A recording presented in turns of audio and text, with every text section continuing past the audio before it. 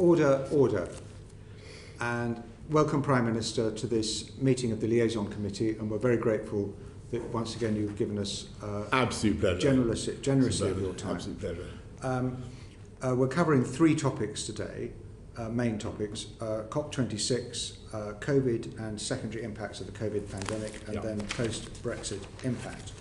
There are one or two other flying questions, and we will start with an opener on behalf of the absent Chairman of the Defence Committee about Afghanistan. Tom Tugendhat. Thank you, Mr. Chairman. Thank you for coming, Prime Minister. On behalf of Tobias Ellwood and myself, I wanted to ask about OPERIC. Now, I realise you're making a statement tomorrow, but given that more than 450 servicemen and women were killed on operations, given that more than £22 billion was spent, I'm sure you'll be keen to tell us how an inquiry is going to be conducted on our deployment to Kabul, to Helmand, and later the withdrawal. Well, thank you very much, Mr. Tugendhat. And of course, the people of Afghanistan have been the beneficiaries of, as you know, decades of UK support and investment. We've done our level best to help the stability, the security, the peace of that country. You yourself, Tom, have served there, and it has been a huge commitment. Hundreds of British troops have died in that cause, and if you ask me whether I feel happy about the current situation in Afghanistan, of course I don't. I'm apprehensive. I think that the situation is fraught with risks. We must hope that the parties in Kabul can come together to reach an agreement, and somehow or other we must hope that an accommodation must be found eventually with the Taliban. That we have to be absolutely realistic about the situation that we're in, and what we have to hope is that the blood and treasure spent by this country over decades in protecting the people of Afghanistan has not been in vain, and that the legacy of their efforts is protected, and that's what this government will try to do as far as we possibly can with our American friends. The situation is difficult. I will be making a statement tomorrow on it, Tom. I think probably it'd be better not to anticipate any further the statement I will make. And on the matter of the inquiry, you're ahead of us there. I think it's those servicemen and women who lost their colleagues and their families will want to know that lessons have been learned, or lessons are being learned and implemented. How will we make sure that happens? Well, we learn lessons the whole time, but if you're asking me to extemporise an announcement now about an inquiry into Afghanistan, I'm not going to do that. But what I can do, and I don't think that the Speaker would want me to anticipate the statement that I intend to make tomorrow. And I know, Tom, that you'll be wanting to interrogate me. Then I think that would be probably the right time. Can I just ask a very quick supplementary about members of the armed forces going on operations now? Most of our NATO allies are double jabbing their personnel before they go on operations. They're not relying on their civilian rollout in order to make sure that their servicemen and women are vaccinated. Is this something that you could at least take away and address? To the best of my knowledge, we do have for instance, the carrier strike group that we've just sent out around the world that will be mixing with doing operations with 40 friendly countries, 40 allies of us around the world. They have protection from the virus. Thank you. We'll crack on. Short questions and short answers, and we'll get through all the stuff we want. Chris Bryant. Thank you. Prime Minister, in the general election you told miners in Mansfield, we will make sure no miner signed up to the mine workers' pension scheme is out of pocket. We will make sure that all their cash is fully protected and returned. I have looked into it and we will ensure that's done. When is this categorical pledge, going to be honoured? Thanks, Mr. Bryant. The mine workers pension scheme members are receiving payments that are 33% higher than they would have been thanks to the government's guarantee. And on most occasions the scheme has been in surplus, but we remain resolutely committed to protecting the pensions of mine workers and supporting their families.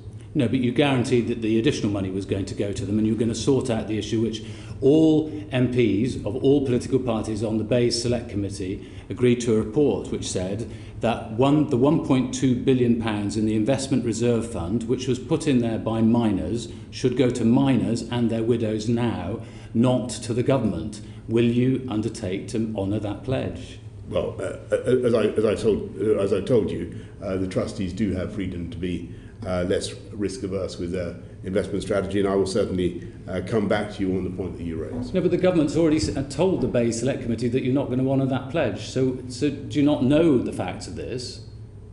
Well, I'm telling you that the mine workers pension scheme already ensures that members receive payments higher than they would have done thanks to the government's guarantee, and we will continue to ensure that the scheme members are looked after. I think a lot of people will be upset, but anyway, do you... We'll have a letter from the Prime Minister on that if possible, because I don't think that's really been answered.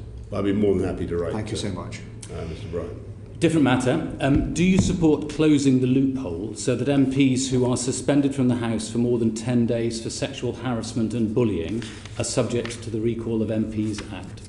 I know that work is going on to address this matter, and I certainly, this is a matter for the House, and I would urge the House to get on and do it. It can only be a matter for the House if the government tables the motion and supports it. Will you support it? Well, I think that the Leader of the House is currently at work on a way of closing the loophole, and I certainly urge the MPs to get on and do that. So you think the loophole should be closed?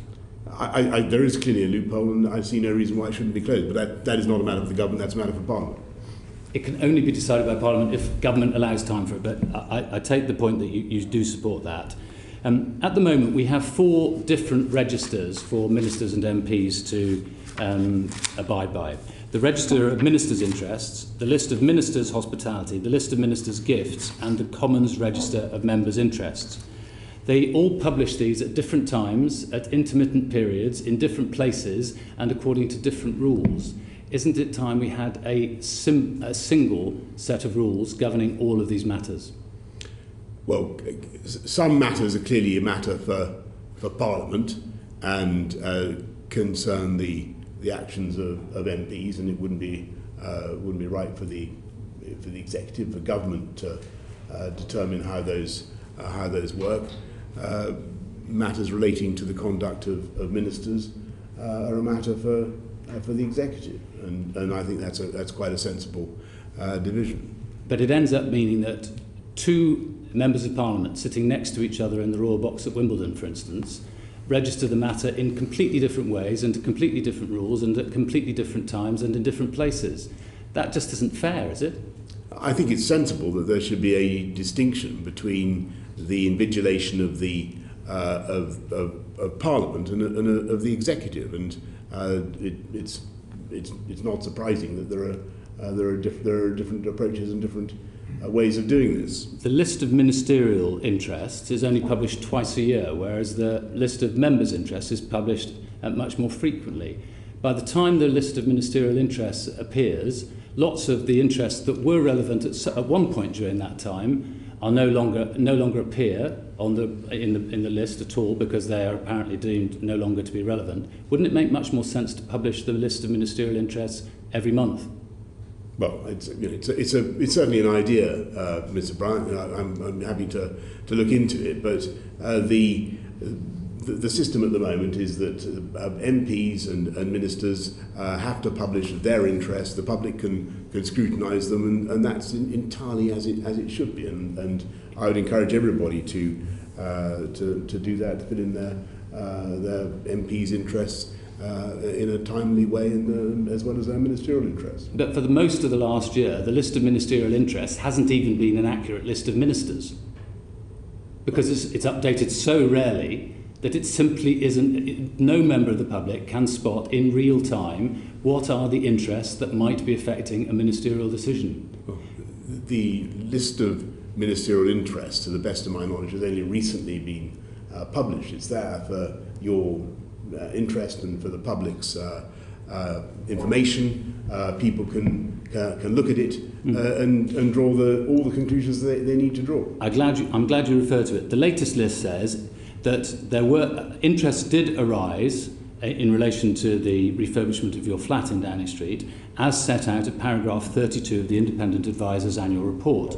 Paragraph 32 then says, an interest did arise, but does not say what that interest was, because it says that by the time of publication, which was delayed by many, many months, this was no longer relevant. So can you tell us what was the interest that you should have declared? How much was it? When was it paid off? And why was it not registered in the parliamentary register of members' interests? For the very good reason that there is a ministerial register, and all that needed to be registered was duly registered as the advisor on ministerial interests, Lord Geit has confirmed. That's not actually what he says. He produces an entirely circular argument between paragraph 32 of one report and another paragraph in another report, neither of which reveals both of which say that there was an interest that should have been declared and that it has not now been declared. I have nothing to add to what I just said, and Lord Geit has said that everything that should have been registered has been registered in the proper way. Final question. Okay. Final question from me. When a minister lies, they should correct the record. I presume you agree. Of course. They might do so inadvertently. That's the general assumption of how we do our business in Parliament, that no minister deliberately lies, though there have been occasions in our history when that has happened and a minister has been forced to resign. It seems that you very rarely correct the record. Why is that? I think I'm going to need you to give me a chapter and verse there, as they say. I think there are plenty of instances where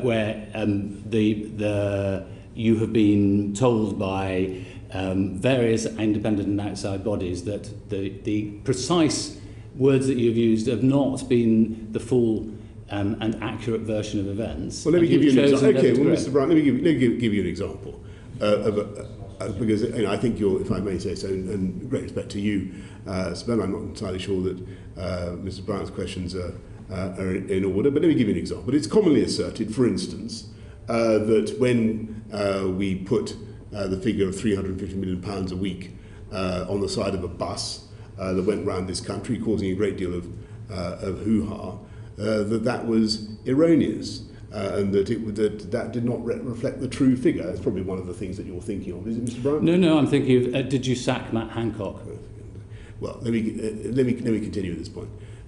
Did you sack Matt Hancock? Let me give you an example of the £350 million a week. This was a figure that related to the gross sum that the UK gave to the EU budget. It was a subject of lively controversy during the referendum campaign 5 years ago, as you remember.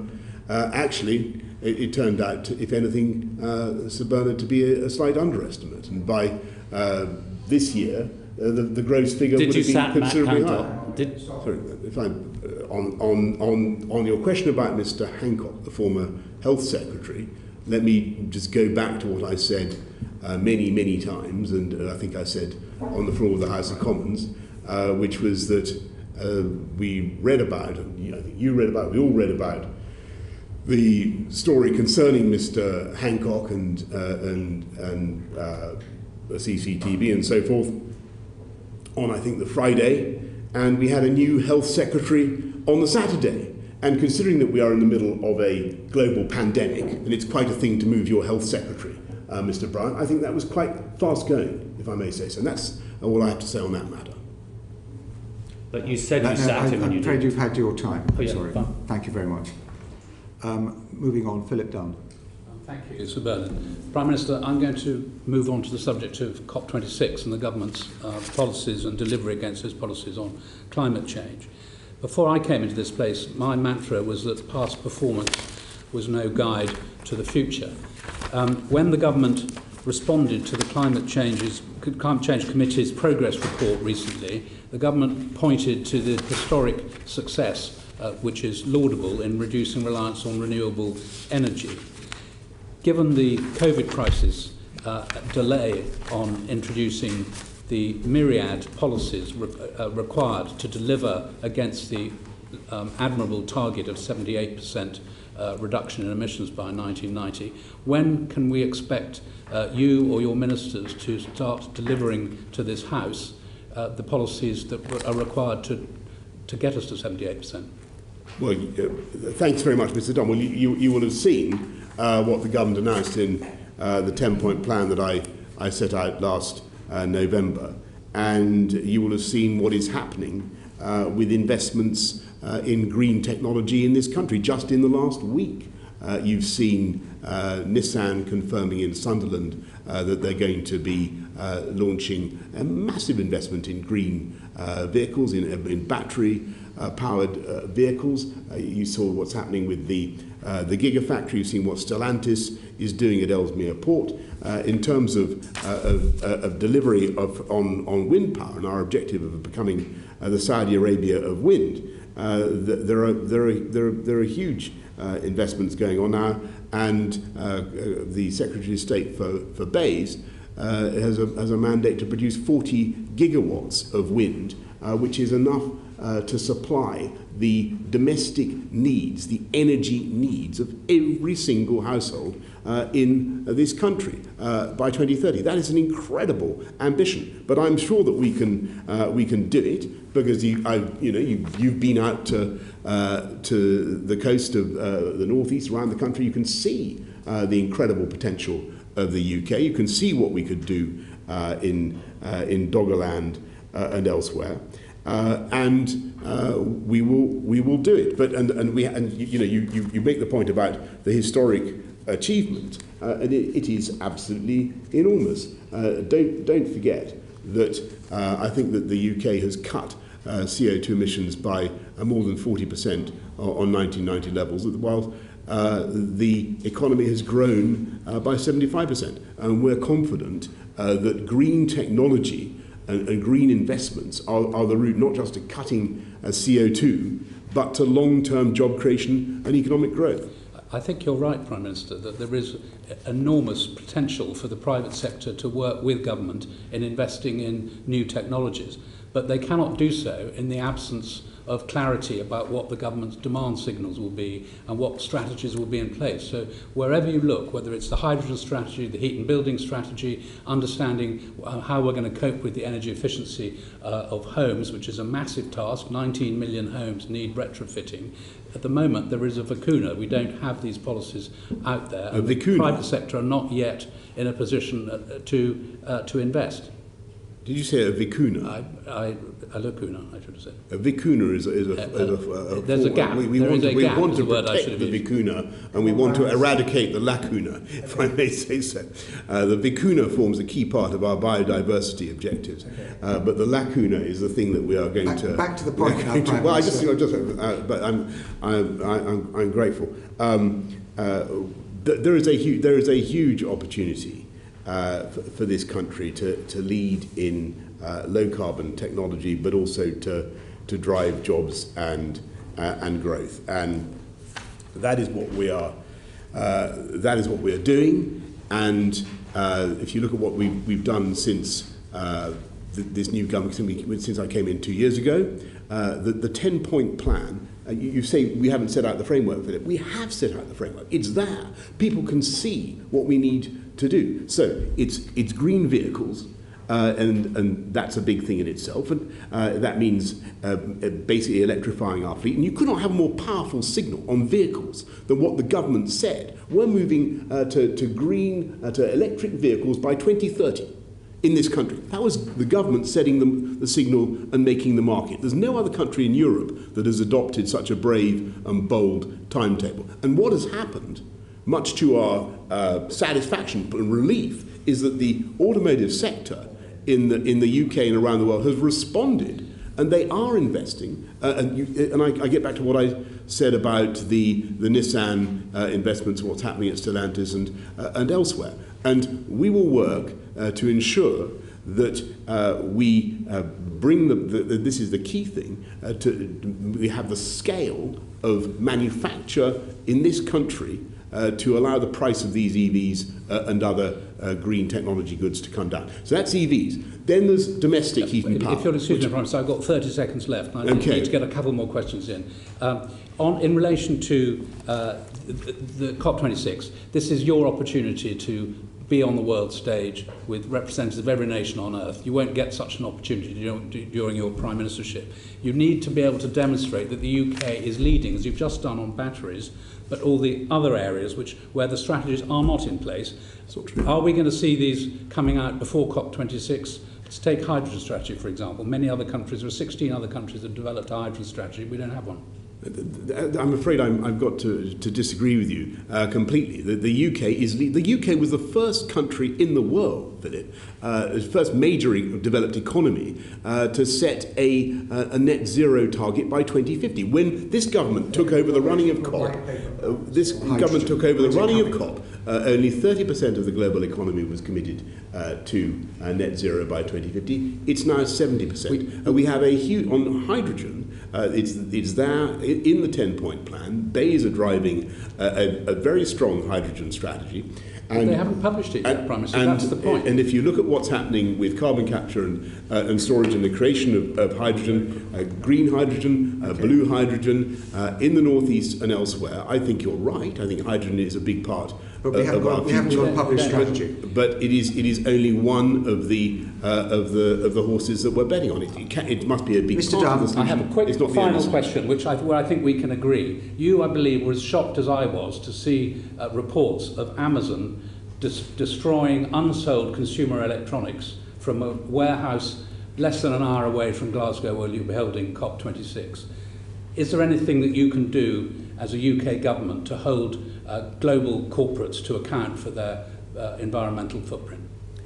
I read that and I was absolutely horrified, though I noticed that Amazon then tried to clear it up in some way and claim that it wasn't as it had been initially presented. I don't know the reality of the position, but obviously destroying consumer electronics to landfill in that way is absolutely insane. But what we have done, and we did this at the G7, we for the first time got global agreement that there should be a tax on the sales of internet giants such as Amazon on the basis of their sales in market. So in the UK, this is a massive achievement, led, I may say, by Rishi, by the Chancellor, to get a global agreement on taxing the internet giants, and about time too. Thank you, Mr. Dunn. Clive Betts. Thank you, Chair. Good afternoon, Prime Minister. To continue with the theme of moving towards zero carbon, and looking at the situation in housing now, housing is responsible for about 15% of carbon emissions. The Climate Change Commission said in December that there had been minimal progress in recent years in reducing the level of emissions from housing, and that what we need, and we're coming back to the point from before, was an agreed framework, not an agreed framework about what we want to achieve, but how we're going to achieve it. Where can I find that framework showing how we're going to get to net zero carbon in housing? Well, first of all, Clive, I'm going to disagree with you timidly about what's happened already, because there's been a massive reduction in emissions from housing. And it's been, if you look at the proportion of emissions now that come from transport, that's because we forced down emissions, CO2 emissions from domestic heating and also commercial property. Now the big challenge, and let me just give you one statistic: 40% of homes in England, that's 10.8 million homes, are now above energy performance certificate band C. That's up from only 12% in 2009, which was about 3 but what the million Commission said, Prime Minister, was that there had been reasonable progress up to 2015. The last 5 years, there's been minimal progress. That's in the Commission's report. Well, what I'm saying is there is massive progress that has been made and continues, but not in recent years, and continues to be made. So what we're doing now, and this is, and I'm going to be frank with the committee, this is something that is very difficult to pull off, because what we need to do is to ensure that we're able to heat people and homes and provide them with power in an affordable way, whilst also reducing CO2. And you know perfectly well, Mr. Betts, that the ways of doing that, through ground source heat pumps or air source heat pumps, or through hydrogen, as Philip was saying, these are the principal alternatives that we have. They are. And what we're doing is building a market, working with with producers, with manufacturers, with the whole sector, to ensure that just as we're doing that with the electric vehicle manufacturers, we drive the bills down. Okay, because what we can't have is a situation in which ordinary homeowners, ordinary people living in their own home, are suddenly faced with an unexpected and unreasonable cost to put in a ground source or air source heat pump. How are we going to do it then, Prime Minister? I mean, I'll tell you how. The Climate Change Commission said, and I think it's on the path to net zero, we have to get all homes not using fossil fuel boilers by 2033. That's 25 million homes. Last year, there were 38,000 heat pumps put in homes, 38,000, and by 2033, all homes have got to have either a heat pump or a hydrogen boilers, which aren't currently yet available. Where is the plan to do that? You're right, but what we're doing is working with the manufacturers and working with the market. So it can be done. Can it be achieved? To ensure that we have the heat pumps in sufficient quantity to bring the price down. At the moment, let's be frank, these things cost about 10 grand a pop. Okay, right. This is a lot of money. For ordinary people, we've got to make sure that when we embark on this program, that we have a solution that is affordable and that works for people, and we won't do it. We won't be imposing it until we've been able is to the 2033 target then one that's going to be delivered? I think we can do it in a very rapid timescale, and that's what we are doing. But it takes a great deal of determination. It means working with the producers. It means driving down the costs. And it means, as I was saying to Philip about electric vehicles, it means setting the market and setting the parameters. And at the moment, the prices are too high. Right. Can I just talk then about future planning? Because one organisation looking at planning is an organisation called Place Shapers. Now, they're an organisation, you probably wouldn't further said, Prime Minister, I understand that, of middle-sized housing associations. They have about 1 million homes in their responsibility, 1 million homes. They've looked at what it would cost them, part of their business plan, to get to zero carbon homes by 2050. For 1 million homes, they calculated it was going to be £104 billion. Only one of them could do it without going bankrupt.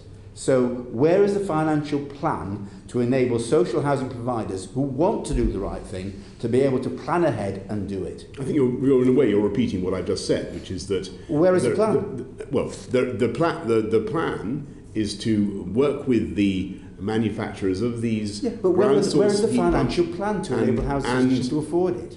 And we'll be bringing forward a plan under carbon budget. When's that? Under carbon budget. Can we have a date? We will be bringing forward a plan before COP 26 before COP, we'll have a date November this year. Before COP, you will be getting a plan on the decarbonisation of the domestic market in this country, Clyde. But what I'm saying to you, and I think people will be interested in this. This government is determined to keep bills low. Absolutely. And to make and that is a priority. Now, the only way to do that is to build the market in a very systematic way, to make sure that we have the technology and make sure that it's affordable. And there are some big bets that we may need to place. Some bets we may need to place on hydrogen, but also some bets on ground source and air source heat pumps. And that is what we'll have a plan where government shows their financial support both for social housing and for owner occupiers who want to do the right thing as well. Yes, and there are the models and the solutions may be very different across different types of housing, different housing stocks. You know all the arguments. You'll see it long before COP26. Good. We look forward to it. Moving on to Caroline Noakes. Thanks, Bernard. Are you hoping for any gender-specific outcomes from COP26? And if so, how will they be measured? Thanks very much, Caroline. I think that the COP26 programme is one that will be of immense benefit to all of humanity.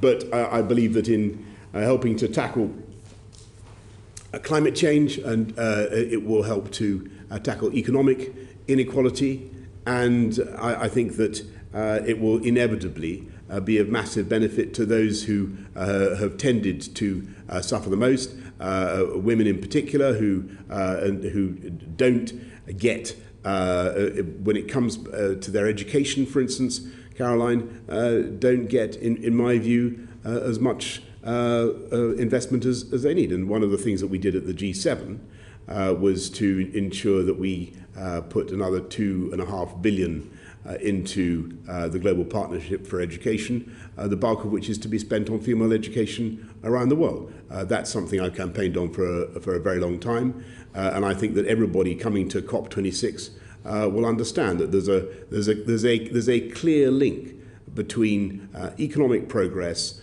sorting out climate change, addressing climate change, and empowering and advancing women, and ending the injustice that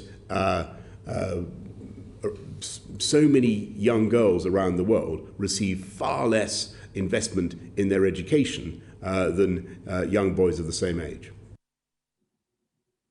Will the cuts to UK aid help those girls, Prime Minister?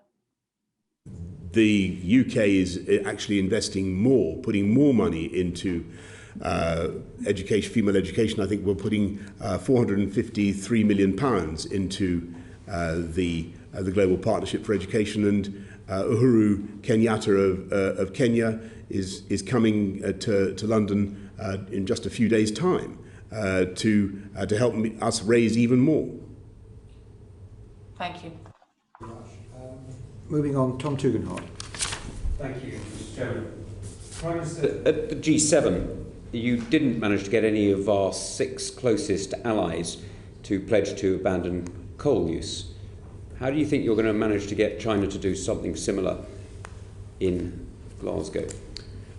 China is a huge global economy, the fastest growing emitter, and we have to address that problem. And I think that now, how are you going to get them to agree? By engagement. And I think that what you can't do is simply push China away, say that we must have nothing to do with China.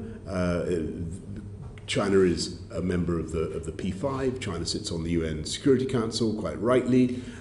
We've got to engage with China and make the case to China. And I think one of the most important things to come out of the G7 was the idea of the Build Back Better World, or the Clean Green Initiative. And that is a way. I'm going to go to my questions, Prime Minister, rather than your answers, if you'll forgive me for a second. You're stretching more interested in your questions than my answers. No, I'm interested in your answers. What is your prerogative, Mr. Tugendhat? I'm interested in your answers to my questions, not to the questions you'd wished I'd asked. You did say in the General Assembly in 2019 that digital authoritarianism is not, alas, the stuff of dystopian fantasy, but of an emerging reality. How is that compatible with your recent decision, or rather your government's recent decision, not to call in Newport Wafer Fab for investigation?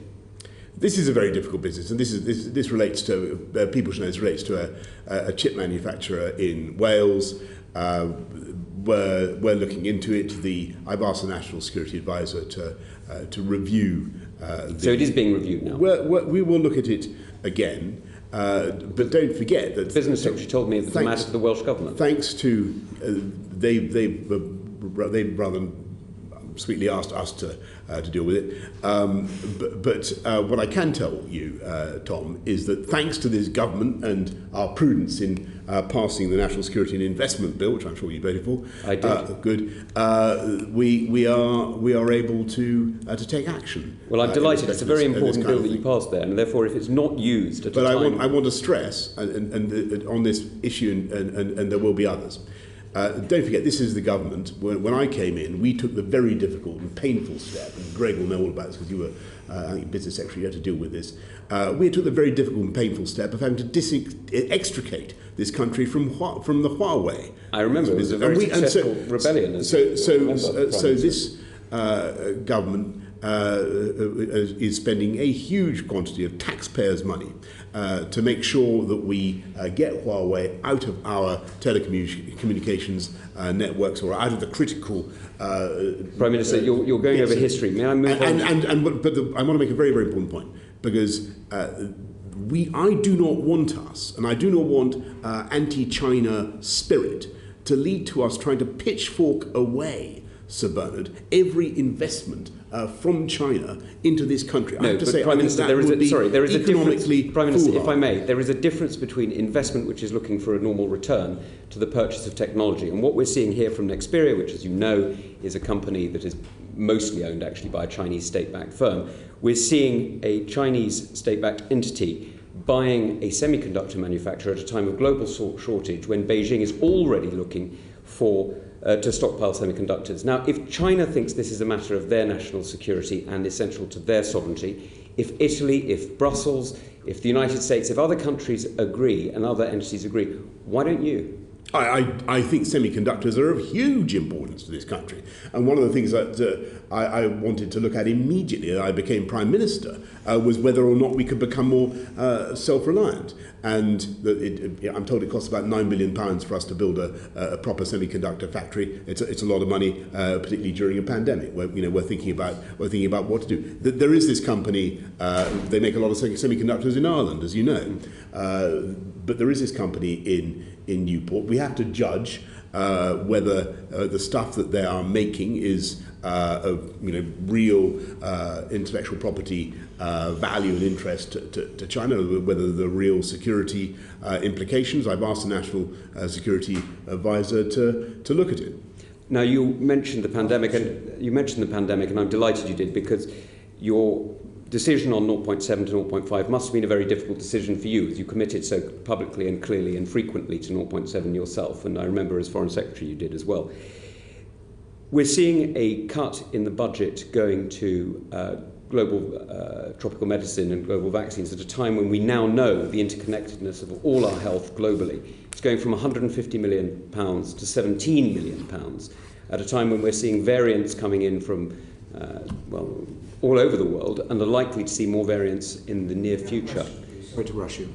Will you be making sure that there is a vote in Parliament on this issue, and will you be looking to reverse such cuts which undermine the national security of this country as quickly as possible? Well, again, Tom, I'm going to disagree with you in your characterisation of what this government is doing, because actually, you talk about vaccines. We put 1.5 billion of UK taxpayers' money into supporting supporting COVAX, and I think a further 450 or so into, and that's brilliant, into this Gavi. Is separate. And I just remind people watching this that of the 1.5 billion vaccines that the world has so far, that the developed nations have so far distributed around the world, roughly a third are as a result of the efforts of the UK government, the deal we did with Oxford, so that those vaccines are distributed at cost. That's the direct result of UK government action. I think people should be very, very proud of that. I agree. We should be extremely proud of that. We're talking about very, very big sums of money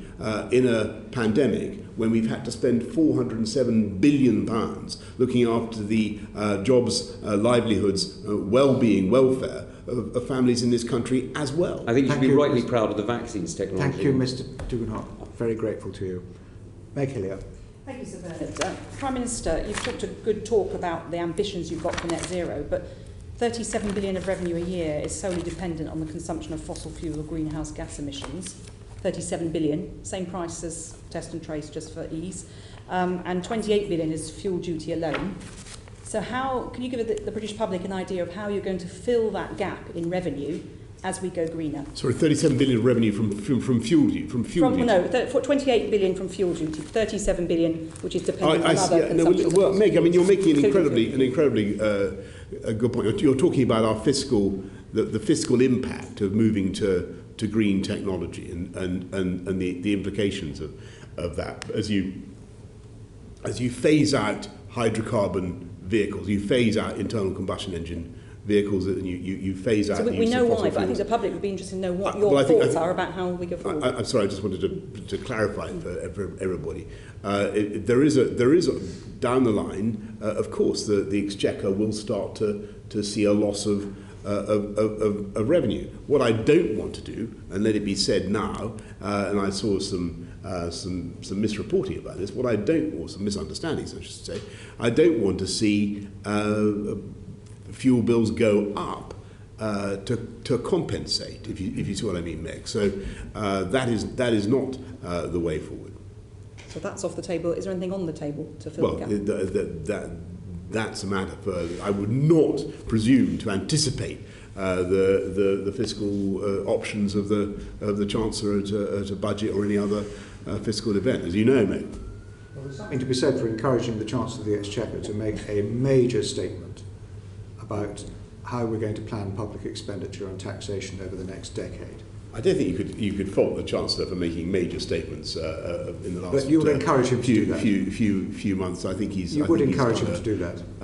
I think you will find that he has a lot to say in due course. Very good.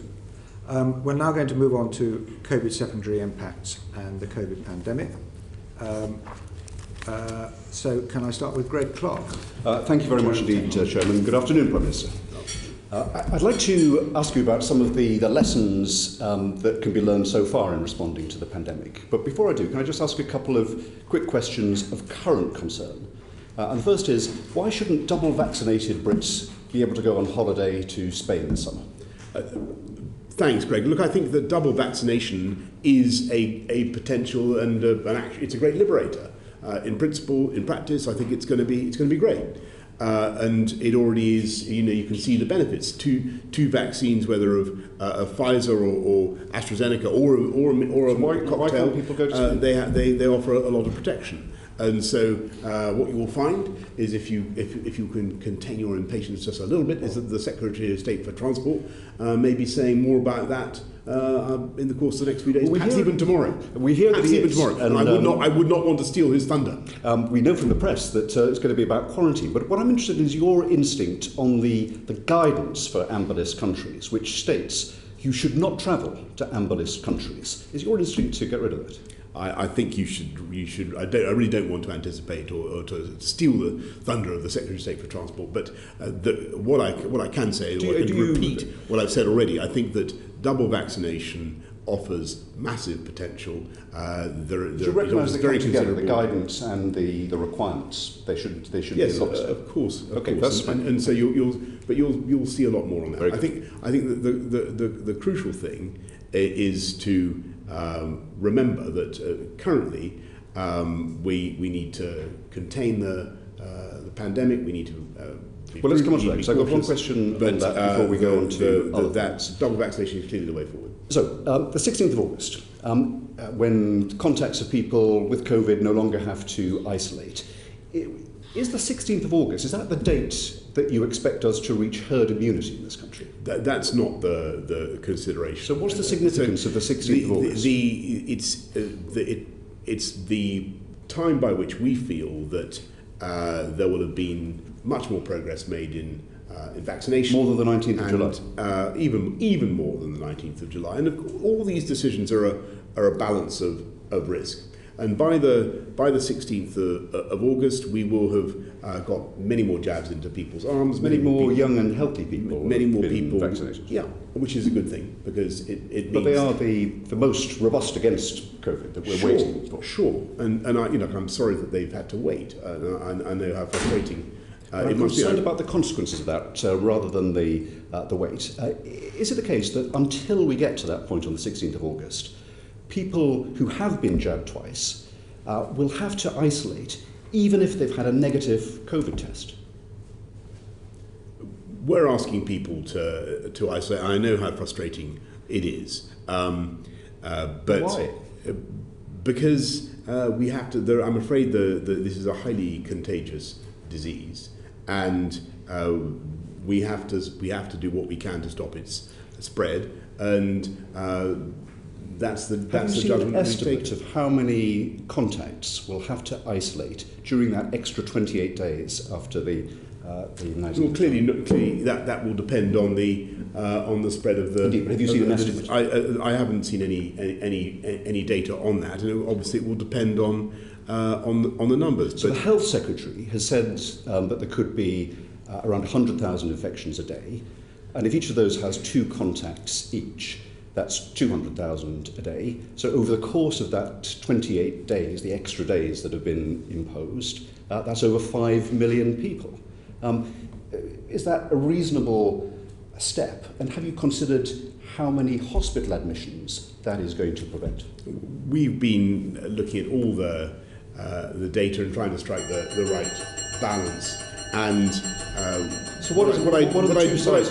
Well, the two sides of it are that you could simply say we're going to dispense altogether with self-isolation and move straight to a testing regime and not bother with asking people to do that anymore. The difficulty with that is that you would be effectively allowing many more people to be vectors of disease than by continuing with our plans. But do you have an estimate of how many fewer hospital admissions would result from that?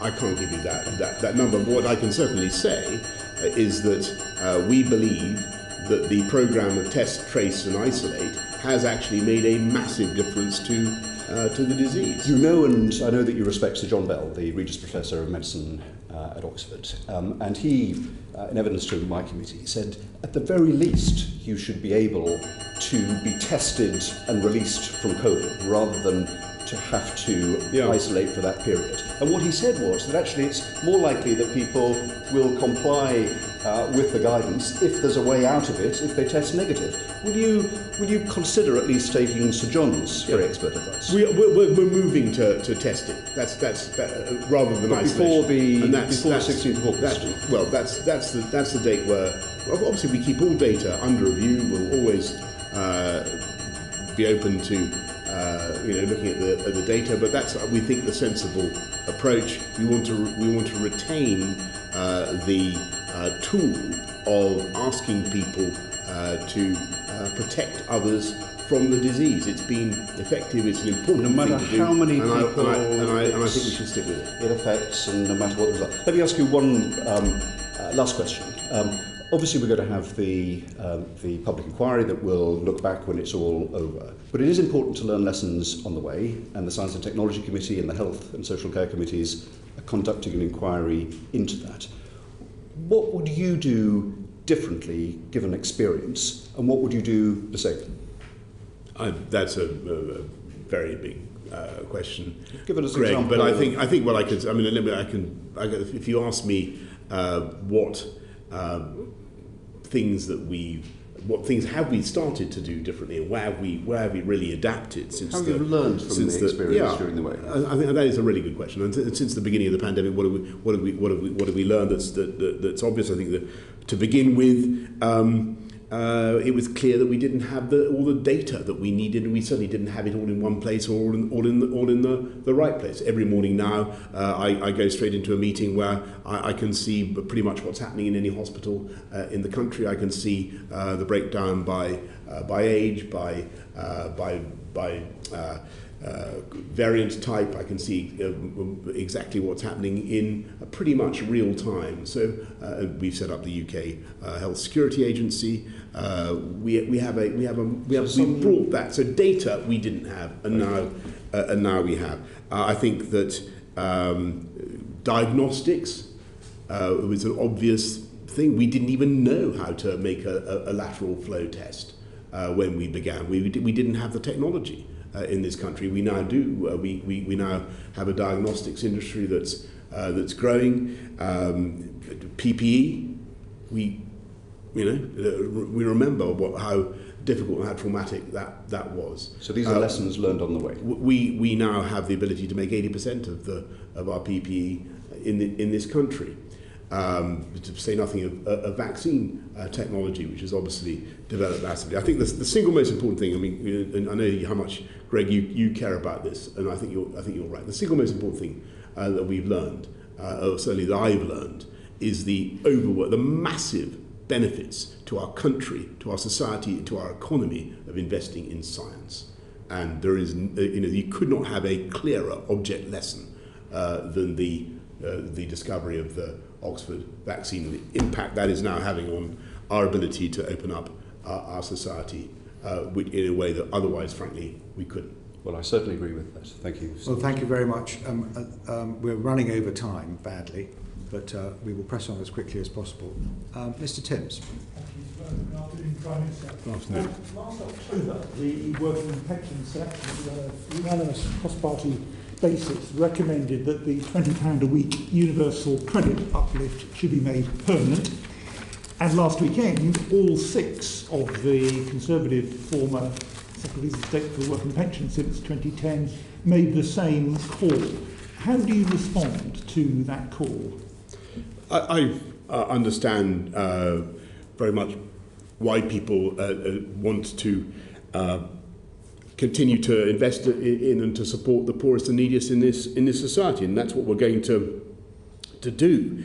And we will continue with an increase in pay for the lowest paid workers, which we've done. We've increased the national living wage. We've given councils huge sums to help those in greatest need. I think 4 million families have been helped to pay their council tax bills. You refer to the universal credit uplift amongst many other things that we have done, and they're huge, and they're part of the 407 billion. But I want to stress that as we come towards the inflection point in this pandemic, when we start to lift the non-pharmaceutical interventions, we start to lift the restraints on society, start to lift the government-imposed diktat that told people they couldn't go to work. Remember what we were saying. As we lift that, as we move beyond that, we have to have a different emphasis. And the emphasis has got to be on getting people into work and getting people into jobs. But do you think, and that's what we're doing. Ian Bugden-Smith, Esther McVeigh, do you think they don't understand that I have huge respect and admiration for all those people, and I understand where they're coming from. But the emphasis that this government is placing is on coming out of the pandemic with a strong jobs-led recovery. If the cut goes ahead in 3 months' time, unemployment support will be at its lowest level in real terms for over 30 years, just as the end of the furlough scheme increases unemployment. According to the Joseph Rowntree Foundation, 500,000 people would be pushed below the poverty line by taking the £20 away, including 200,000 children.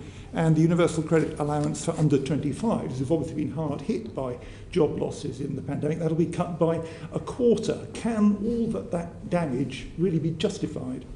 But I think that the answer to that, and I understand what you're saying, but the answer is to get people into work. And if you look at what's actually happening since just in the last few months, you've seen that unemployment projections for unemployment, which you rightly worry about, but they're 2 million fewer than we were told there were going to be. We have lower unemployment than virtually all of the rest of the G7. Vacancy rates are up at pre-crisis levels, and the number of people on the payroll has now been rising for 5 consecutive months. It's true, there are now 2 million people still on furlough, and you're right to draw attention to that, and that's a very considerable concern. But if you look at Mr. Timms, if you look at what's actually happening in the jobs market. If you look at what's happening in the jobs market, the problem at the moment, as I think most colleagues would testify, is a shortage of labour, not a shortage of jobs. But do you accept that taking the £20 a week away will cause a lot of the hardship to a large number of people? I think that the best way forward is to get people into higher wage, higher skilled jobs, and that's the the ambition of this government, and we think, and if you ask me to make a choice between more welfare or better, higher paid jobs, I'm going to go for better, higher paid jobs. Well, that's always been the view of Ian Douglas-Smith, of course, but he's calling for the £20 a week to be retained. Will you review this policy between now and September? Of course, we keep everything under constant review, but I've given you a pretty clear steer about what my instincts are. And we're also, by the way, developing and pushing forward a lot of really excellent schemes for getting people into work. So not just Kickstart, but Restart and JETS, the job entry training scheme, to help people into work. I think that should be our mission. That should be our crusade. Can I raise a different point with you? In February, you made the point to me in the chamber, rightly, I think, that the government is worried about the increase in online fraud.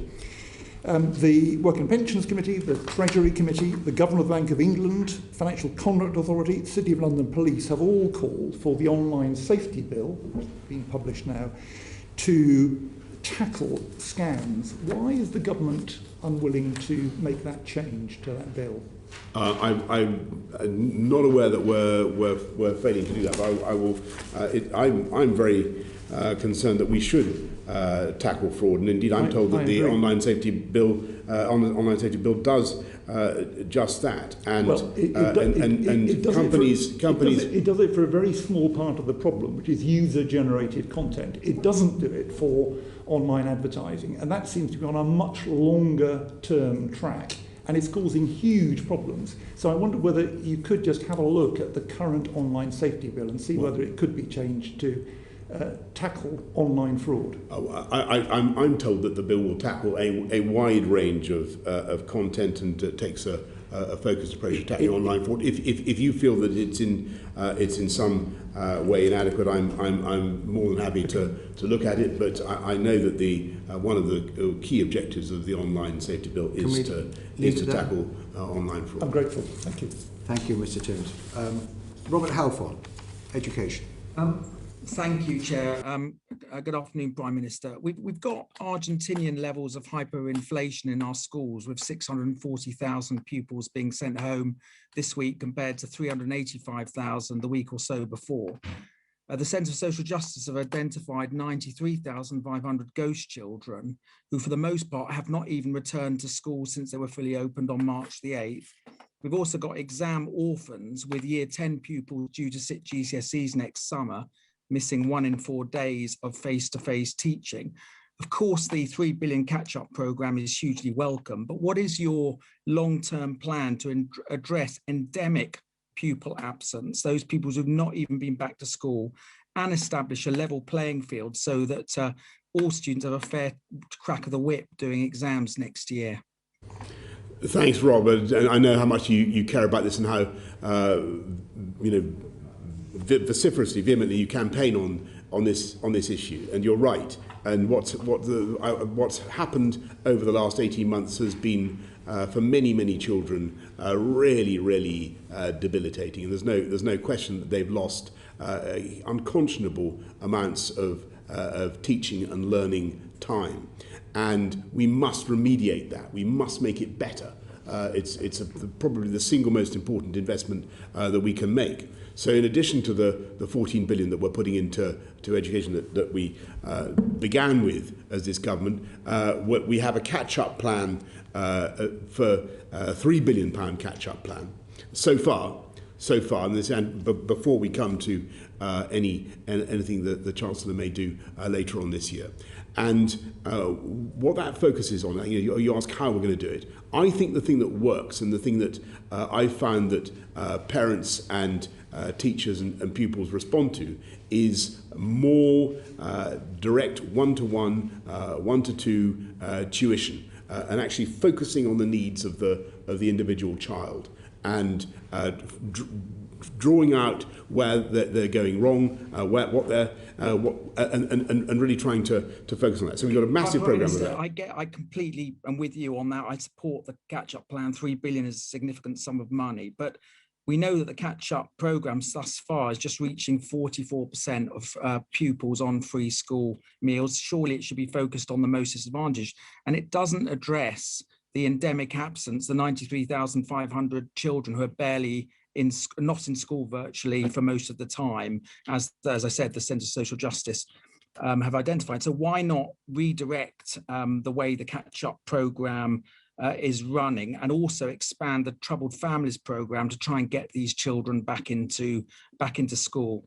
Rob, I think the best look. I know how unbelievably frustrating it is for parents and for pupils at the moment, because of the numbers that are out of school, because of the isolation policy that Greg and I were talking about just now, and the bubbles being sent home. And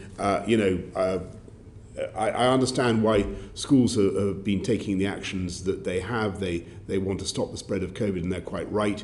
And I fully support them. But the best thing is to move, as I think the Secretary of State for Education said yesterday, from bubbling to testing as the answer. And as I was saying to Greg, that is one thing that will help us to keep more kids in school. There are plenty of other children who are losing school time for other reasons, as I think you're hinting. We need to deal with that in a very, very determined way, and we need to. There will be more that I want to do on time in school, and making sure that we invest in the school timetable as well. So just finally, Chair, so just to be clear, that you will have a focus on the close to 100,000 kids, I call them the ghost children, and haven't even been back in school since even when they fully reopened in March. But do you not think there should be a long-term plan for education, which a significant part of it would require a longer school day, not just for academic catch-up, but for extracurricular activities such as sport and well-being? And what more needs to be done to convince you as Prime Minister and the Treasury that a fully funded long-term plan with a longer school day is worth supporting and giving proper resources to? We're looking at the evidence, and if I'm absolutely frank with you and the committee, to begin with, some of the evidence that was assembled was not as good as it could have been. The evidence on timetable, the evidence on lengthening the school day wasn't as powerful as it was on tuition, for instance. But that doesn't mean it's not the right thing to do. I do think it's the right thing to do. The question is how you do it. What sort of activities? Is it enrichment? Is it academic? What's the mixture? As you rightly say, we're doing a proper review of all of that to get the evidence that we want. But in the meantime, over the summer, there's, as you know, all the summer schools, the Holiday Activities Fund, a big effort to try to help kids to catch up before September as well. Just will you look at the Troubled Families programme to try and grab these students back into school, the close to 100,000 who've not been in school at all? Or other means to try and get these kids back into school, because they're not going to be helped by the catch-up fund as it is. No, I understand. As it's currently running. No, look, you're making a very good point, and you know, it's you get into a risk of a circular problem. You keep missing the same group. So I will certainly look at what we can do. Thank you, Chair. Thank you. Prime Minister, could we just spare a thought for the teachers, because the health service gets all the limelight in this pandemic, but the teachers have taken a hell of a burden in they this. Have. And what the teachers have, Sir Bernard, you're completely right. And the support staff. Don't forget the support staff. And they've done an incredible job. And what's so interesting, when you go to some schools, you can see the challenge that they have, because some children really are incredibly resilient and have just bounced through it without any problems at all. But that's not the case by any means for every child in this country, and it's had a big impact on. Could you ask your Education Secretary to make sure that they get a break this summer from initiatives from his department, which have very often been contradictory and had to respond fast-moving, pandemic, of course, but they long for a period of stability and predictability. I mean, can you have a word with him and see if he can provide them with a little respite? I will do everything I can to Thank you. I totally understand that point, and all I would plead in mitigation and forgiveness from our wonderful teachers is it has been difficult to work out how to keep some things going, how to do examinations, and but your point is well made. Thank you. Catherine McKinnell. Thank you. And could I also add the challenge that many teachers face currently, which is that they are off school with COVID, and that is causing huge difficulty for schools and obviously compounding the issues of catch-up. And I absolutely echo what the Select Committee Chair has said and wanted to ask you about that as well on behalf of petitioners, because the Education Policy Institute calculated that education catch-up spending per head in England is around 19% of what the US is spending and 12% of what the Netherlands is spending. How do you explain that? Well, I don't recognise those figures, and I don't agree with them, because they failed to take. They failed to take account of the 14 billion that we invested in education as soon as I became Prime Minister, 14.4 billion, which took funding for every primary school pupil up to £4,000 a head, funding for every secondary school pupil up to £5,000 a head. So we began with massive investments, and we've added another 3 billion, and there will be more to come. So, yes, the overall spending on catch-up for English pupils is £310 per head, and in the US it's £1,600 per head, and in the Netherlands it's £2,500 per head. We know the impact of this pandemic has been enormous on children and young people. Why is it that the Prime Minister feels we don't need to invest in helping them catch up and make the best of going forward in the future? Well, that's obviously not how I see it. We're making a thick end of £20 billion investment already, and there will be more to come. So, moving on to the impact of current COVID numbers, and also the potential impact when the restrictions are released on the 19th of July. I know you've said on many occasions you don't actually have the data, which is quite concerning, because the impacts on current COVID levels, particularly in regions like the North East, where we're seeing a surge, we're already seeing businesses unable to function, hospitality businesses having to close. If I take nurseries, for example, they have to maintain legal ratios of staff to children in order to stay open, and the early years sector has a very young workforce, many of whom are not double vaccinated. So cases are skyrocketing, and nurseries are being put in a position of having to turn families away in order to maintain legal ratios. Which families do you think they should be prioritising? Well, I thank them for all that they're doing and for the difficulties that they're going through.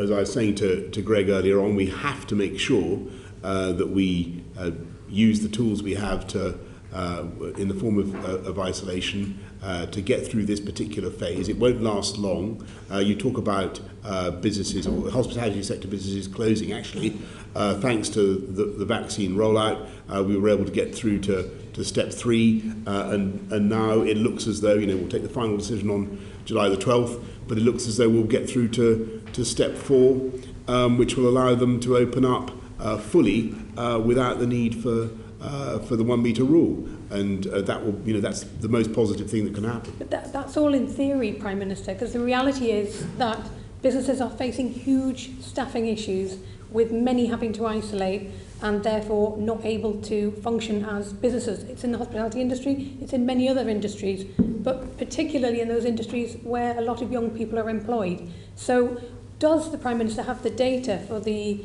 relaxations he's proposing, and how those businesses are going to be affected over the next 2 to 3 months, given we're already seeing the impact of high COVID levels in areas like the North East? Yes, I mean, if I may respectfully say, I don't think it's possible to argue simultaneously that businesses need to be able to be more open and at the same time to oppose the relaxations. It's not quite clear to me. I'm asking the Prime Minister, I had a bit of this earlier on. That's not the argument I'm making. I mean, you can't have it both ways. You're either in favour of opening up and the rest of things. I'm asking for the data. I'm asking whether you've seen the data. I've already been very clear that we have data about hospitalisations and deaths. We have data about predictions for where they might go, but then they're available under the SPI-MO charts. You can look at them, but they're speculative at the moment. We're tracking in about the middle of the projections that SPI-M made for the third wave, if we went ahead with all the openings. So we're the middle to low end of the projections that they made, if you look at the graphs. So the current crisis has put many new parents, particularly mothers, at risk of redundancy. So 2 years ago, the government announced it would extend redundancy protection for new mothers returning to work to 6 months. That was 2 years ago. When is this going to happen?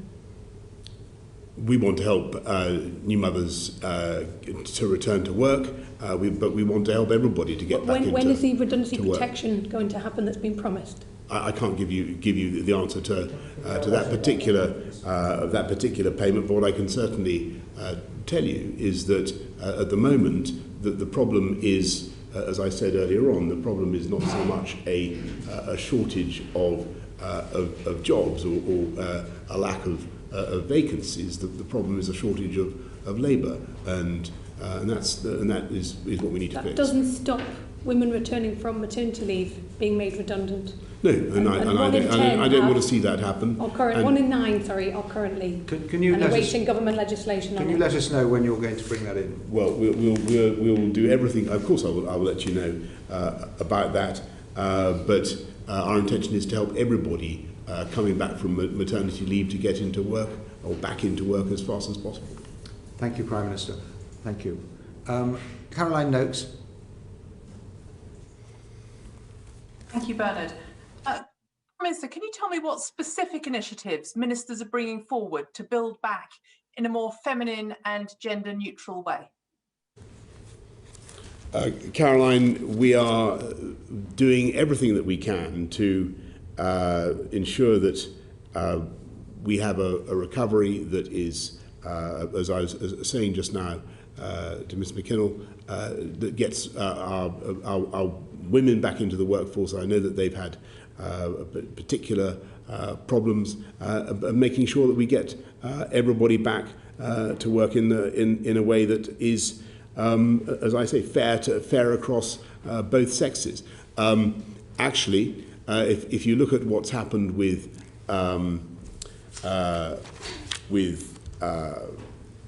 furlough, I think according to the Resolution Foundation, 52% of furlough has generally attracted more female recipients than male so far, which I think is positive. And it's evidence, Prime Minister, that women were more likely to be in sectors that were shut down longer. What level of female employment do you regard as evidence that we have built back in a more feminine way? Well, Karen, we want to make sure that we have female employment rising across the board. We want to have employment rising across the board. And just to quote what the Resolution Foundation said, they said that the economic impact of COVID-19 has been surprisingly equal for men and women. That doesn't mean that there aren't specific problems like the one that's just been referred to on returning from maternity leave that we must address, and we will. But your own ministers won't publish economic impact assessments on furlough, so we don't know from the government's own figures what the impact has been across different genders. Well, I'm quoting from the Resolution Foundation report. But how about quoting from the economic impact assessments of your own ministers and the Government Equalities Office? Well, as you know, Caroline, all policies must, under the Public Sector Equality Duty in the Equality Act, be scrutinised for their impact on different groups. But the information I have is that The gender pay gap is at a record low. We have 1.9 million more women in work than there were in 2010. And women, for instance, on FTSE 350 boards is up around 50%. 50%. There's a 50% increase in women on FTSE 350 boards in just 5 years, which I think is quite fast going. And those, I think, are pretty useful metrics, Caroline. And should policies for recovery be in the round, or should they be targeted at those who were most impacted by COVID? We want to have a recovery that looks after everybody in society. Everyone, everywhere, and if I think back to 28 and that crisis, I think that when we came out of it, I'm not certain that we did deal with people's sense of injustice and inequality. We have a huge job to do now as a government, as a Conservative government, to level up and unite across the whole country, and that is what we're going to do. You can't point at a single policy or initiative that is going to help you build back in a more feminine and gender neutral way. Just one. Well, I've mentioned the results. I've mentioned already what we've done by reducing the gender pay gap, Caroline, to an all-time low. If you look at, let's just give you an example. Look at the Foreign Office. For instance, we now have female, which is leading. If you want to look at a more feminine approach to tackling climate change, it is our diplomats around the world in Washington, in New York, in Beijing. They're female. Caroline, and so many, and they are the people. They are the people at the tip of. They are the people at the tip of the UK mission to build back better for the world. 40. I think if you look at our climate change negotiators, Caroline, half of them are female, and they're doing a fantastic job, as I was saying earlier on, and they have succeeded in building back better for Britain and the world by getting 70% of the world's economy to commit to getting to net zero by 2050. That's a fantastic achievement by British women. Thank you.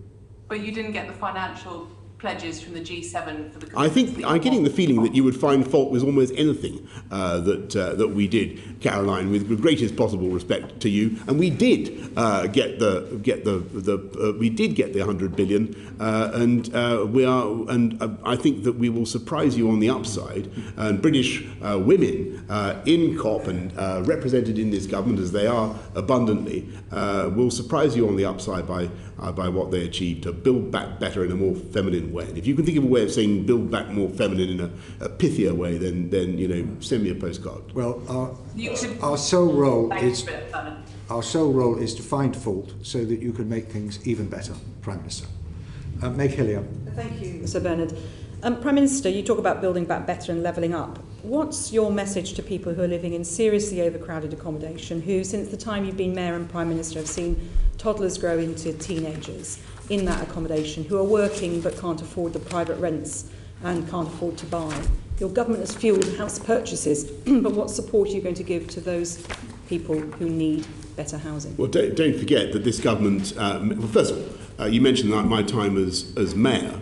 And I'm glad you do, because it gives me 80% affordable. Private rents was your definition of affordable. Gives me the opportunity to point out the paucity of the current Labour mayors. No, Prime Minister, I'm actually asking about what you're doing as Prime Minister. I mentioned it doesn't mean that. But Prime Minister, if you want to talk about your record as Mayor, Prime Minister, that was when you defined affordable housing. Can I just speak? If you could let me finish.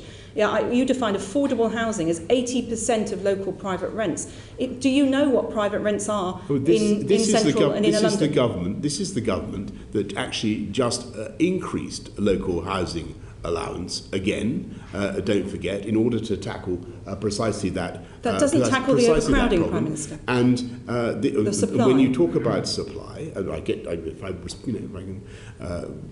talk about the record of the previous Mayor of London and the current Mayor of London, that's banned apparently, but it's a relevant consideration. I built far more homes. You're the big boss now, Prime Minister. Far more homes than needed. But now, across the UK, we had this last year a record number of housing starts, and never let it be forgotten that the Conservatives, I think, in Prime one Minister, year, my point in is, one year, Prime built Minister, more council your own homes, government built more council homes Prime Minister, than Labour did in 13 Prime Minister, years. Your government cannot even tell us how many social housing units have been built. You're fuelling the supply, but for purchase, which is fine for those who can purchase, but for many people, particularly in expensive parts of the country, like my constituency, cannot purchase and cannot rent. Don't forget, Meg, that we built more council homes in 1 year than your Labour Party, your Labour government did in 13 years. Okay, so I won't take any lessons about building social homes. And I built more in London than the current mayor has done or will do. And by the way, I disagree with you respectfully about people's ambitions for home ownership. I do think social housing is of massive importance. We must build more social housing, that's totally right. But I think ultimately lots of people in this country, in their 20s, 30s, 40s, Prime Minister, you're playing games with my words. I have nothing against home ownership, but many people simply can't afford it. Many people simply can't afford it. You've made your point, Meg. Thank you very much, Prime Minister. I prefer respectfully as part of the discourse. Can we move on to post-Brexit impact, and we go to the Chair of the Scottish Select Committee, Pete Wishart. And thank you, Sir Bernard, and good afternoon, Prime Minister. Since Brexit's happened, there seems to be a whole lot of activity around what's referred to as strengthening the Union.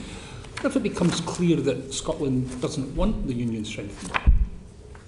I'm not at all sure that that's true, Pete, and you and I have had many exchanges on this in the past, but I think that there was a vote in 2014. I think it was pretty clear what the people of Scotland wanted. It was decisive, and in terms of the union, Pete, just look at it. In a dispassionate way. The strength of our common institutions was really palpable during that pandemic. Well, what I'm looking at is still an election that was held less than 2 months ago, and as you know, Prime Minister, what was elected was a majority of MSPs who favoured independence for a nation. So, that would indicate to me that there doesn't seem to be such an appetite for a strengthening of the Union. In fact, quite the opposite. So would you just do this Scotland anyway, regardless of what our democratic institutions say about this? Would I do what? Strengthen the Union, do whatever that's supposed to be. Would you do it just like you imposed the Internal Market Act upon Scotland, just like you decided that Scotland would be taken out of the European Union, even though it was rejected by the overwhelming majority of people in Scotland? Is it just something you'd do to us? Is this how you're going to approach Scotland, the Scottish Government now? Just do things to us? No, I don't think it can be bad for all the constituent parts of the Union to have their trading relations strengthened, to have their friendship strengthened, to have their means of easy communication strengthened, their routes from one part of the Union to another strengthened. It seems to me to be a good thing and something that's pretty hard to argue against. Well, it's just that your former senior advisor, rather uncharitably, said you were an unthinking unionist who thinks devolution was a disaster, who would like to reverse it but won't dare try. That's pretty accurate, isn't it? Would you reverse devolution if you had the chance? No, Go on, be honest. What do you really feel about devolution? Pete, I was a massive beneficiary of devolution. Dave, as I was just saying to Meg Hillier, it was the Labour government's decision to in the late 90s to follow the John Smith package and to devolve that enabled me to become Mayor of London, and and I think it was a great thing. Now, what you didn't find when I was Mayor of London, you didn't find me endlessly attacking central government and moaning about it, and you didn't find me endlessly trying to shuffle off blame and responsibility onto central government. I took responsibility. I took responsibility. If I may say, I think the problem is not with devolution. The problem is with the party in power. This disaster seems to crop up quite a bit because the one you have admitted to and you conceded to is that when you were speaking to Northern Tory MPs, you said that devolution was Tony Blair's biggest mistake, and again you referred to it as a disaster. You did say that, didn't you? I certainly think that there are disastrous aspects of Scottish government, Scottish national. But you weren't Scottish National Party's performance. Scottish National Party's performance in delivering education, in fighting crime, in tackling the scourge of drugs. I think there have been lamentable failures. Yes, I do. Now, the difficult thing for me as Prime Minister of the UK is it's a difficult thing because I love the whole UK and I want it all to succeed. It's very hard to mount the ramparts and say that something is going wrong in Scotland. I don't want to do that. I want Scotland to be brilliantly governed, and it should be. But I just think that the SNP is not delivering as what it could. We won't start to continue government, but you're now the Minister for the Union. Could you maybe list your top 3 achievements since you gave yourself that position?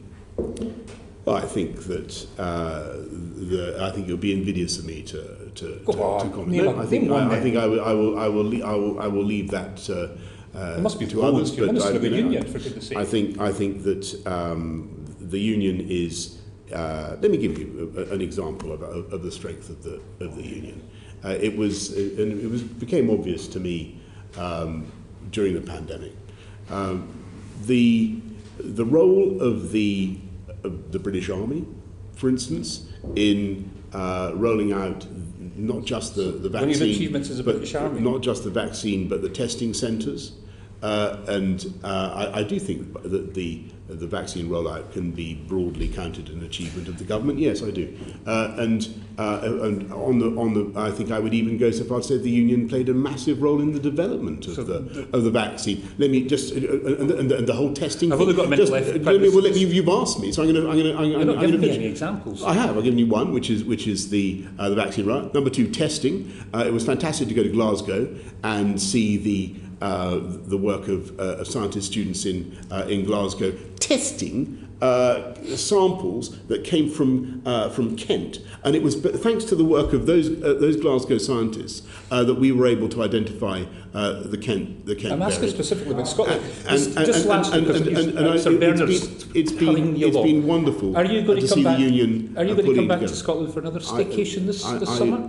Wild horses won't keep me away. Because they always go so well, don't they? You know, like particularly for us in the independence movement anyway. Well, I noticed that the Conservatives, since Conservatives got a bigger share of the vote than ever before. So. Thank you very much, Mr. Jenkins. And it's come to the West Country, Prime Minister, for your holiday this year. Come to Devon, the sun shines always in Devon. Now, with Brexit becomes trade deals, and we've now got an in-principle trade deal with Australia, which we welcome strategically. Now, what it brings with it is, in the future, 100,000 tonnes of beef. So, we've got great ruby red beef being reared on Exmoor. We've got great lambs across the country and great milk. What we need now to do is to go on a great drive to export to Australia, export all across the world. So what Prime Minister are you going to put in place to help us get a great British brand, and I do say British, and get it across the world? Well, thank you very much, Mr. Neil, Mr. Parish. We are doing a massive export drive for British food, and we have staff in 119 markets who are dedicated to supporting UK food and drink, and we are opening up. So in June, we got, I think, thanks to the deals done by Liz, by Secretary of State for Trade, we're now selling poultry to Japan. for the first time. We in March of last year, we finally broke down the barriers to British beef going to America. And I know that you take a lively interest in British beef, Neil, and you'll be thrilled to know that one company called Foyles Food has already sold 3 million tons. Foyles have already sold 3 million pounds worth. 3 million tons would be a lot. A lot of beef. Pounds worth. 3 million pounds worth of beef to the United States, and where Foyles it's just it's the thin end of the wedge. It's the beginning. I'm sure that you and the British farming will find plenty of other opportunities around the world.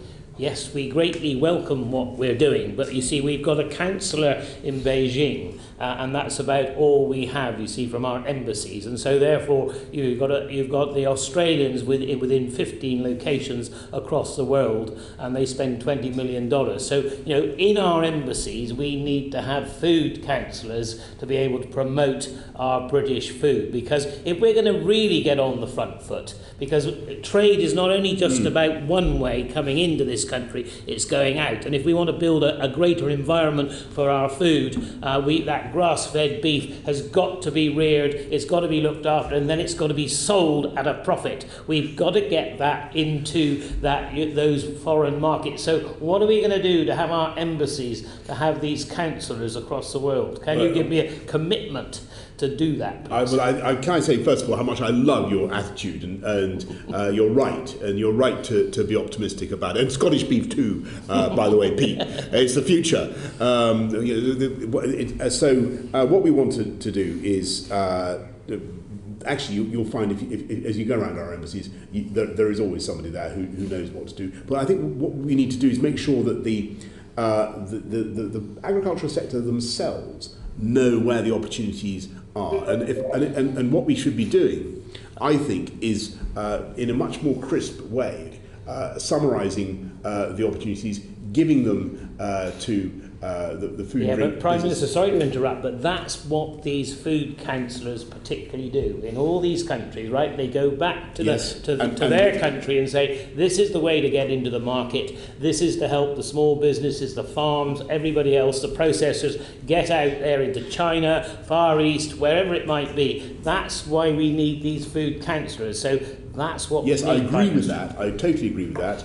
There should be somebody in every embassy around the world who has that responsibility. But I also want to do, we're putting £38 million into giving SMEs the information that they need on their side. So we need to join them up. We need to join up the British food business, in all its amazing diversity. We need to join up the manufacturers, the entrepreneurs, all the people who are making this stuff, with our diplomatic network, Prime Minister, so they know what to plan. Prime Minister, we're in total agreement, but the one thing I haven't got from you is, are you going to put those resources in place? Well, I've already told you. So we've got 38 million goes into DITS. Yes, but it's to make sure that within our embassies we have those food councils. I'm sorry to press it, because we've been trying to do this for years, and we must make sure we do it. We have in 119 markets. That's by markets I mean countries. We have specific staff dedicated to agricultural, food and drink. And you will put those resources in. What I will undertake to you, Neil, is I will go back and I will make sure that we have somebody specifically devoted to increasing food and drink exports, and somebody who, and what we also need to do is build up the networks so that people, so that the business in this country, which mainly sell within this country, start to think about export as well. That's why we're putting the 25 million into export finance for food and drink, but also the 38 million to build up the network. Well, thank you, Prime Minister. I'll take you up on your offer. Good. Oh, I hope to see your.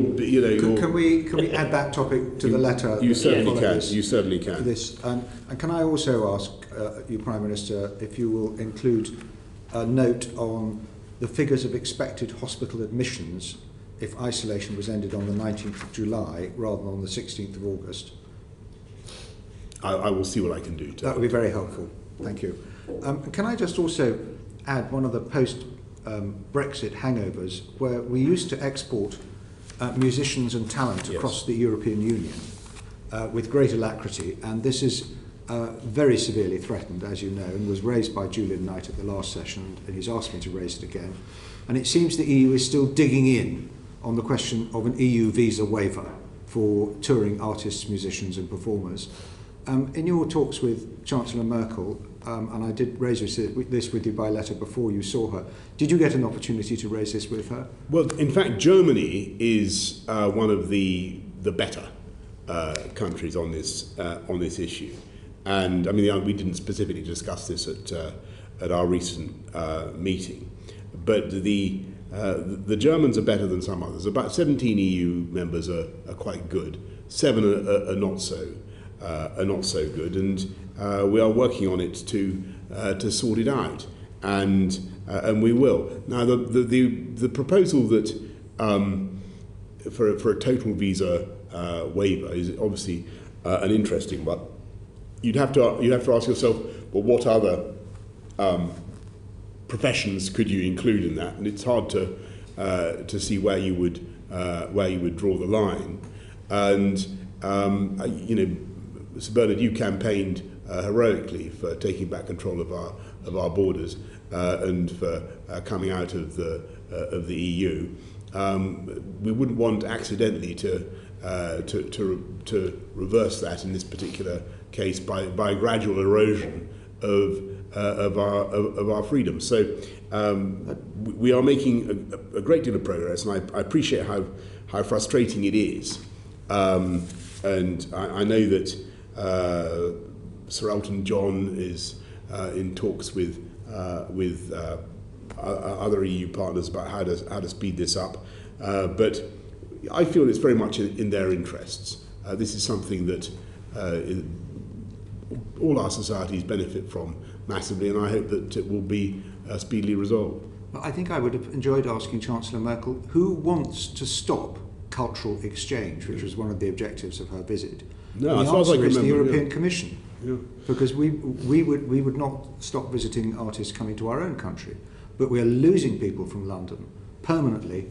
They're going to take up residence in other European countries with European citizenship because they can't pursue their careers by staying in London. I hope that we're not, and the evidence doesn't seem to support the view that we're losing all EU nationals because, after all, as you will have noticed, it's not about EU nationals. It's about British citizens taking up citizenship in other countries. Because their career opportunities are so limited compared to what they were. It's a very serious problem, Prime Minister. I hope you'll encourage Lord Frost. I will, and I know that you're a distinguished and famous chorister, Sir Bernard, and I hope that your own your gigs have not been in any way restricted as a result of this so far. And I will make sure that we do whatever we can. I've been resting for some time.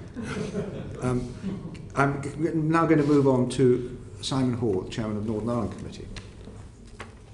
Thank you, Chairman, and good afternoon, Prime Minister. Prime Minister, I think you and I will agree that there is nothing in the Northern Ireland Protocol which in any way affects negatively the constitutional integrity of our United Kingdom. Now, while you and I might see that and understand it, there's a growing group of people who live in Northern Ireland, you will be aware of this, who are very concerned that the protocol is in some way a stepping stone to a border poll and a reunification referendum and the like. In a number of evidence sessions that we've had recently in the committee, it's become very clear that they want to hear in the clearest possible terms from you as Prime Minister, your support for Northern Ireland as part of the UK, its continuation as part of the UK whilst it wishes to be so, and the determination to maintain the union of Great Britain and Northern Ireland. Could I invite you to do that this afternoon? You certainly can, Simon. I've just been called an unthinking unionist by my friend Pete, and I don't think I'm an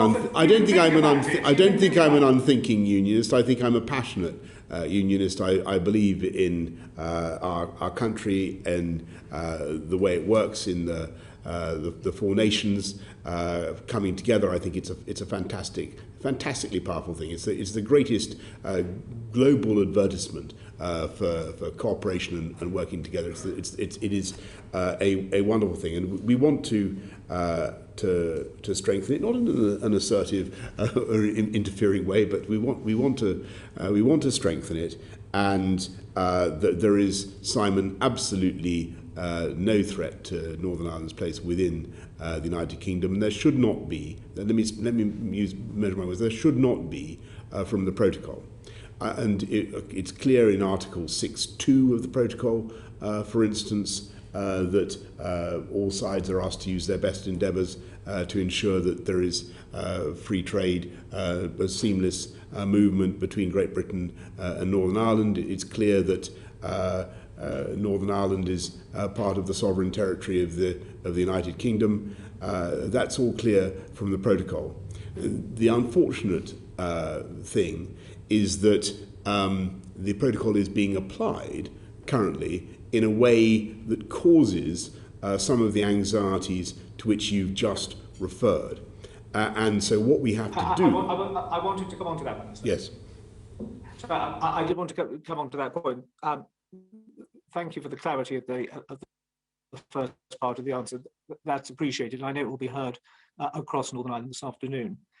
The Joint Committee was clearly set up because it was known that the protocol at the start wasn't going to be perfect, that there were going to be issues that would need to be addressed. And that is best done through a position of mutual political trust. Business, we keep hearing in the committee, will abide by whatever rules it is that we as politicians require them to abide by, as long as there is certainty and clarity and stability in the delivery of those. What value, if you will, would you put on that issue of political trust in the workings of the Joint Committee, with a bit of give and take, which I know is not always palatable to some, but with a bit of give and take on both sides, to make sure that the protocol is working as well as it possibly can, so that those benefits of one foot in both markets, which is a unique selling point for Northern Ireland, can be maximised? I think you're spot on, Simon. I think that is what is needed. I think what is needed now is goodwill and imagination, but there are some very serious problems, and you know the statistics of all the checks that are currently conducted around the whole perimeter of the EU for customs and other purposes. 20% are taking place in Northern Ireland, although I think the island of Ireland has only 0.5% of the EU's population or thereabouts. You've got a very difficult situation in which vital drugs have not been able to be moved from Great Britain to Northern Ireland, 30 drugs, including cancer drugs. I think about 200 companies have stopped shipping stuff. There's been impediments to the movement of guide dogs, of parcels, of potted plants, of tractor parts. I think I'm right in saying that ASDA is not actually, they don't actually have ASDA shops in the Republic of Ireland, and yet ASDA goods coming into Northern Ireland have all to be checked. And only yesterday there were very serious representations from the Jewish community in Northern Ireland who pointed out that because of the problem with the food sector, it was becoming difficult for them to have timely access or any access to kosher food.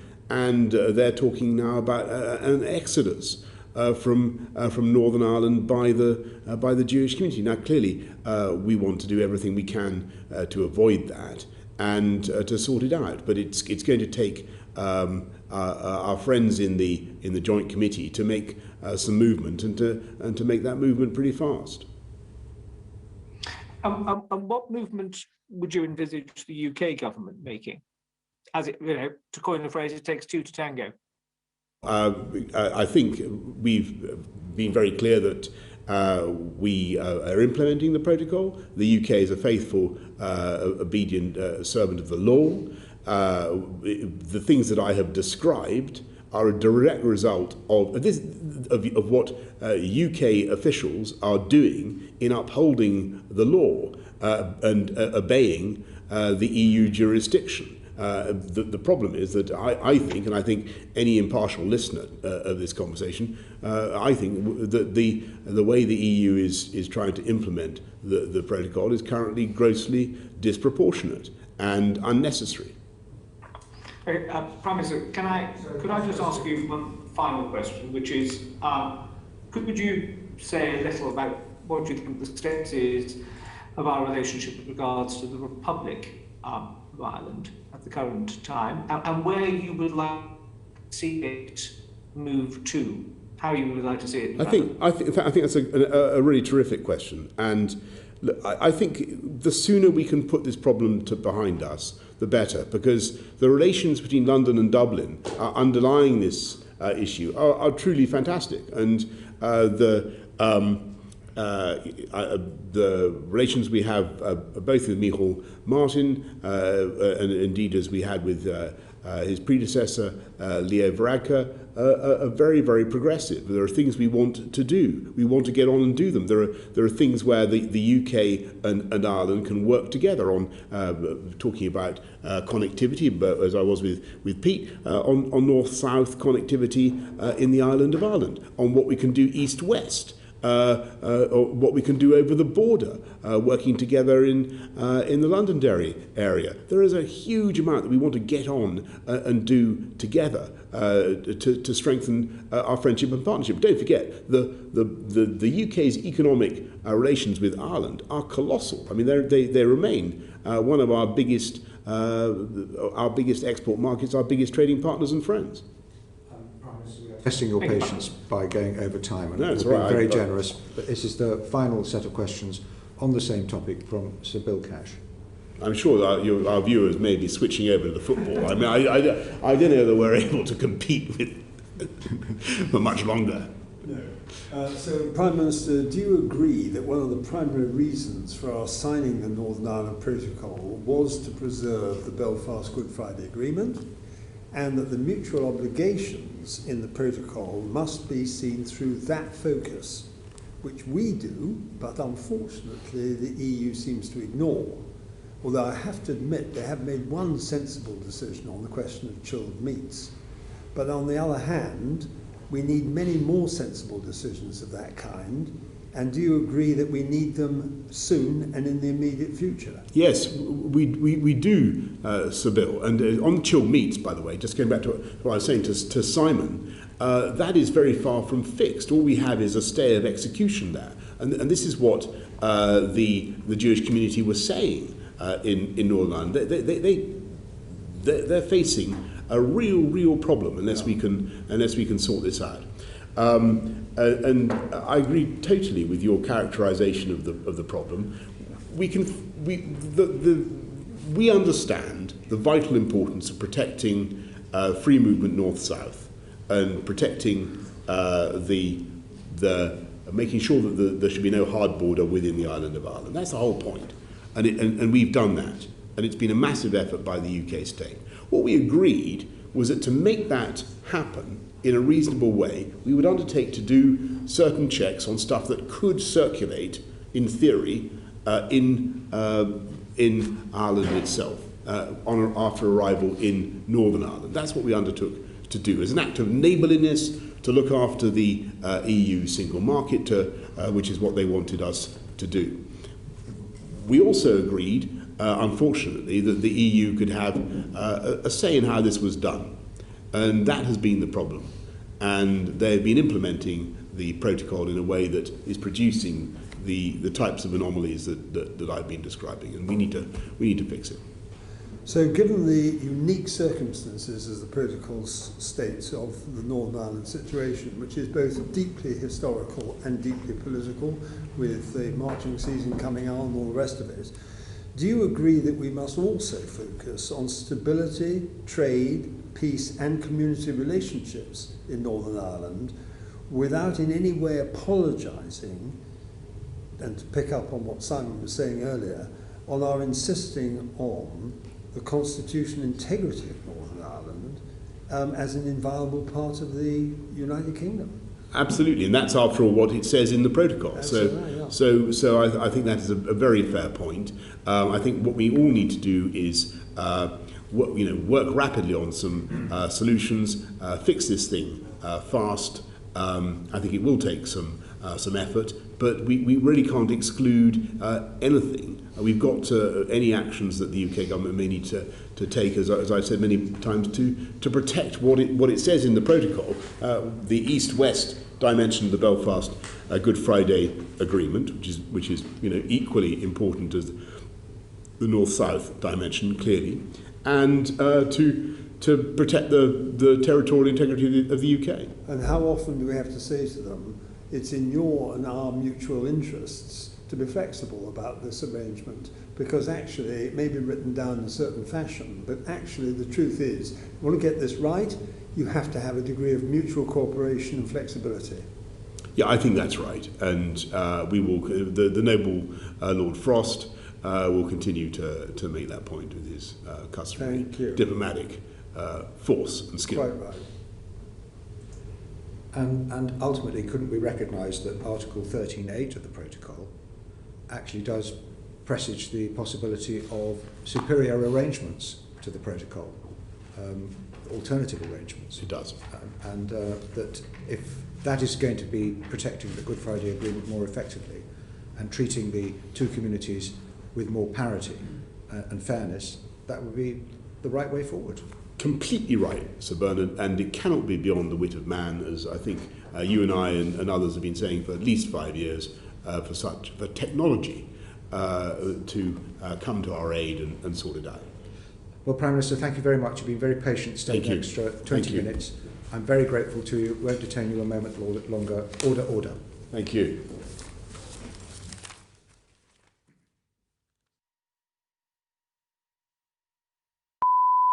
Portcullis House, the Wilson. Liaison Committee.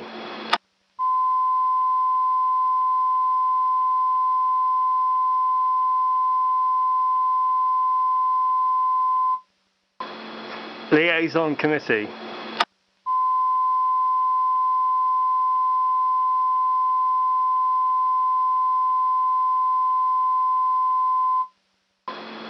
Liaison Committee.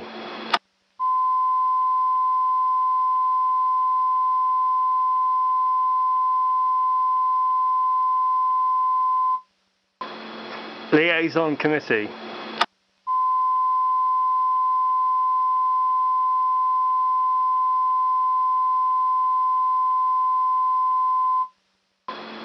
Liaison Committee.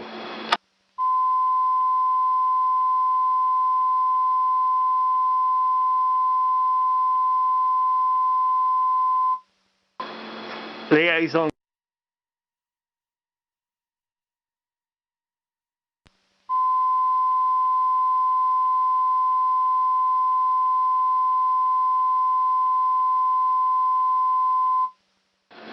TV Control Room 3.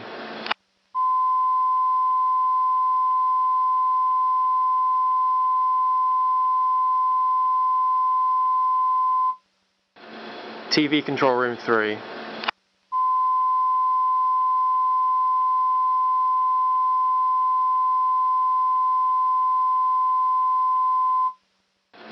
TV Control Room 3.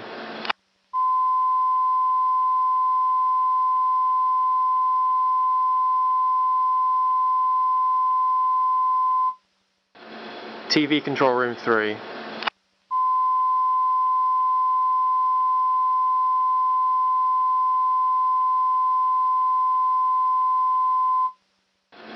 TV Control Room 3.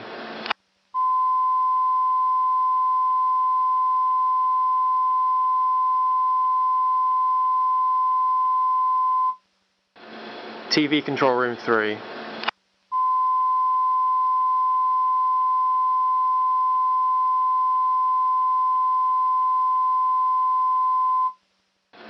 TV Control Room 3.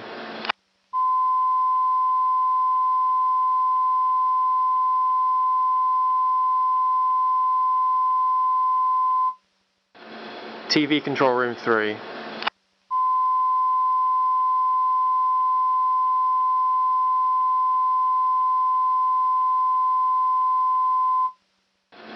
TV Control Room 3.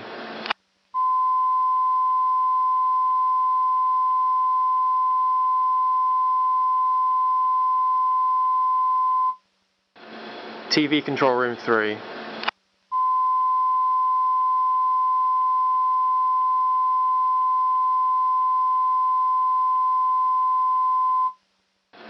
TV Control Room 3.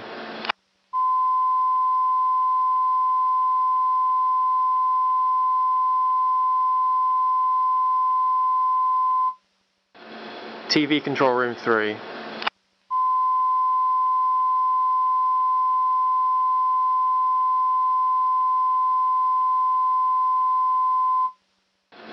TV Control Room 3.